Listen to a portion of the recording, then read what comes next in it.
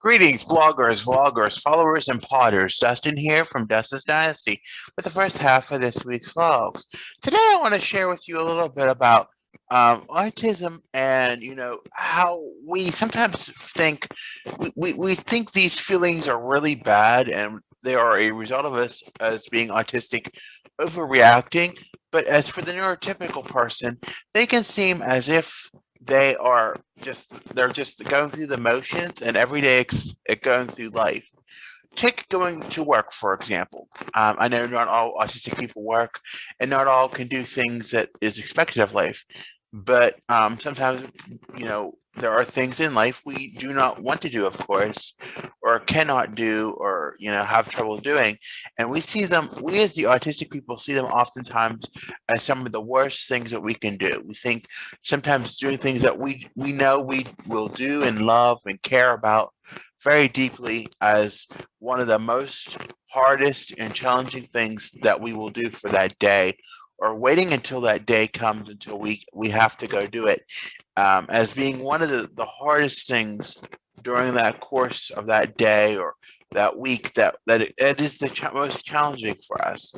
But to a neurotypical person, that struggle is experienced the same way, but they know that it is a part of life, and that while we have the same goal as they do, we can't realize that we think it has to be an all or nothing, or that we can do that. But in our neurotypicals world,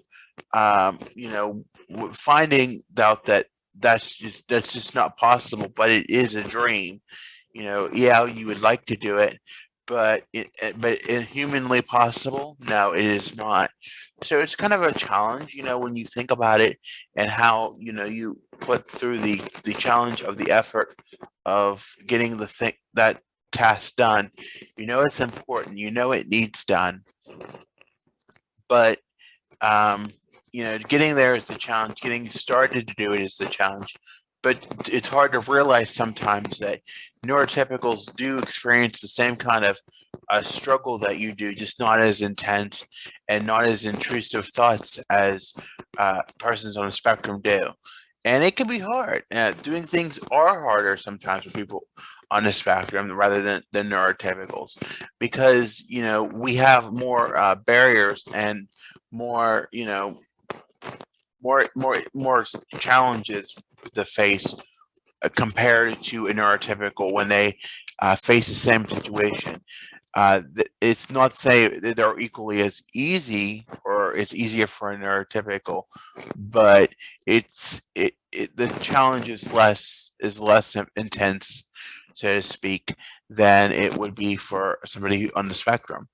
Having challenge, having challenges such as having to initiate conversation, or um, having to do things like things that you may struggle with your motor skills, or something that you cannot physically do, compared to somebody who can, is still a challenge and still should be not discounted as such. But sometimes it takes for us to realize that our neurotypical peers do experience sometimes the same feelings as us, but that they experience them at a lesser value than what a autistic peer may experience them at. And sometimes we have to realize that and accept that, and that not it's normal to feel that way.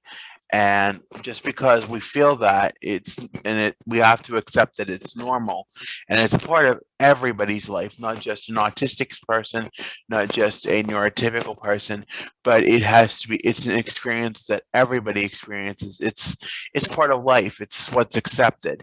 So there are some things in life that are just part of everybody's wish, and they can't and it just simply can't be in many cases. Some people would like the luck of of those wishes being granted, and the lesser worry or the lesser sense. But in reality, what purpose is that serving if you're doing it just to opt out of it because it's easier, or it's you think it's going to be easier, but it's not. And that's the thing I face every week. I sometimes face it every day, and sometimes a few times a day. I face challenges where I just want to give up things that and I say things sometimes, not it's not always the same thing, but many times the same thing. Like I want to quit my job, or I want to quit doing what I'm doing.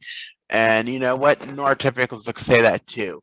They experience that just like I do. However, they don't likely have it as intense as an autistic person does, nor do they take more measures to actually verbalize it or act it or put or challenge it with someone that they trust. Because I will challenge it with someone that I trust to see, are they going to believe what I'm going to say? Are they going to sympathize with me? Are they going to are they going to accept my pity party of complaints about what's real in life? And so many times, I'm lucky to have enough supporters that will bounce back and say, why would you do that? Or, I've done this for 20 or 25 years. Why would you do that? And why would you give that up now? You're doing great. Just that constant support and affirmation that I'm doing good. Granted, not everybody has good experiences, and I want to make note of that. Not everybody has good experiences, and there are times when you have to pull out of things that are challenging. But if they're not challenging in the eyes of those who support you, and you just want to leave them as experiences because you're just having a mood swing, or you're having a thought that you just don't want to deal with it, or you want to be, sometimes just it's just you think it's challenging at that moment. You need to give it some clear thought and outweigh the pros and the cons, because when you outweigh that there's pros and there's cons, you'll see whether it's a good thing or a bad thing, but you'll also know whether it's a sound decision to make. And even though it may sound like a sound decision in the beginning, in reality, is it going to affect your health, your overall health, your mental health, your physical health? Is it going to make sure that you're going to be over well kept? And is it going to, you got to look at it from all dimensions, not just the one that you're thinking is the easy fix or the easy way to get out of something. There's many things in life that I don't want to do, and part of having the responsibility of doing those things, in lies that responsibility of doing these things, doing said things, because people expect you to do things, and they know that you are capable of doing them. Now, granted, I know that's not for everyone, but sometimes showing up to something or an event or something that requires your presence, it is sometimes a challenge. And I do have to say that it is a challenge for many, and then myself included. But when you're expected to be there, you do the best that you can. And granted, there are many people who will allow, for things to happen, but you set the tone when you are leading by example, and you are doing what you say you are going to do. You're going to follow up on your commitment as much as you can. Granted, as long as your mental health and physical state is in check, that's what that's what matters the most in the situation. Keeping your mental health and your physical health in line with what you need to do, and being aware of your surroundings, and being around of if you can withstand the sensory input that you're going to be facing. All those things come into factor, and um, there's times you just don't want to do things, and I get it, but sometimes putting yourself out there, such as I do, it's something that it makes you feel good later on in life, but it takes that initial push sometimes just to get out there and do that thing that you need to do. And it may not seem easy when you're processing it in your brain and there's thoughts flaming everywhere outside of your brain, but in reality, you have to realize that it's going to be okay. And if you have good supports with you, then you should be fine. And if you have good supports like I do, they're not going to put you in a situation where you're going to cause yourself to fail. I've had moments when I did fail in things, and that's okay. We just pick up the pieces and we move on. So that, that's just how that is. But you have to, realize too that, there's times that neurotypicals don't want to do things either, but they somehow trudge through them and do them. And, as autistics, that while that feeling may be intensified or have certain intrusive thoughts, that you have to realize that they're just thoughts, and you have to ride them out sometimes. And I know that's easier said than done, but you got to keep yourself distracted, and keep focused on something until that event or consequence comes forth, because it's just something that you have to not put your mind on so much, or not involve your mind in it so much. So I hope that explained that the best I could. I wanted to do that in a TikTok, but I personally felt that I couldn't get that all in a TikTok video.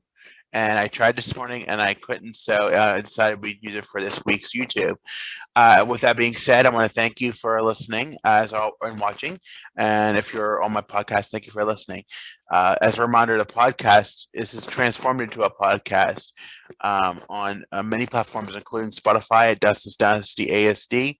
If you're watching the YouTube video, please give a click if you dislike, or like the video. Be sure to tap that notification bell if you'd like to know when my next video comes out. Also, be sure to subscribe to my channel if you like.